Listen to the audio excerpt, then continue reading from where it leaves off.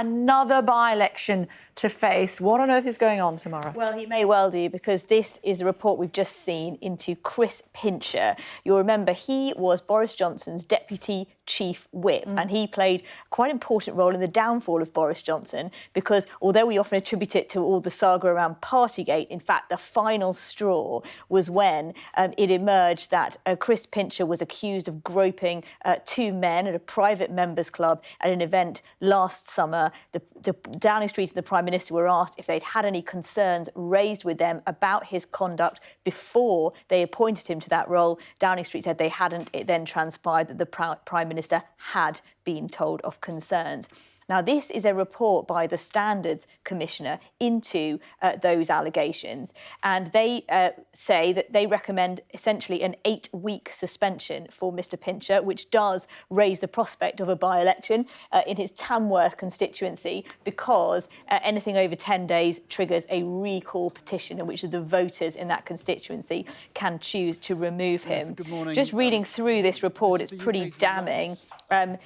As to whether Mr Pincher breached the code of conduct for MPs, which is says that they mustn't cause significant damage to the reputation of the House, the Commissioner says Mr Pincher's conduct was deeply inappropriate and shameful, and the damage that has been caused to the reputation and integrity of the House and members of Parliament cannot be described as trivial, unnoteworthy or not important to address. They say the behaviour here was shocking, deeply inappropriate, and adversely impacted these two unsuspecting individuals. They describe a man who was at, this all took place at the Carlton Club in central London, a private members club popular with Conservatives. Mr Pincher was described as being extremely drunk, went up to a man he'd never met before and started to grope him, touch him inappropriately a number of times, and then do that with a second person, and both of them describe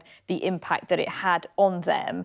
Now, Chris Pincher did not give evidence in person to this committee, but did write to them saying, I'm conscious of the effect the evening and the coverage must have had on all the parties involved. And he says he's very sorry, as he was when he resigned from the government, although he denies breaching that bit of the code. So just to clarify, the fact that they're recommending that he is suspended from the service of the House for 8 weeks is what it says here. As a result, if this is accepted, then there could well be another by-election, is what you're saying. Absolutely. Even more pain for the Prime Minister. Yes, the government already facing 4 by-elections.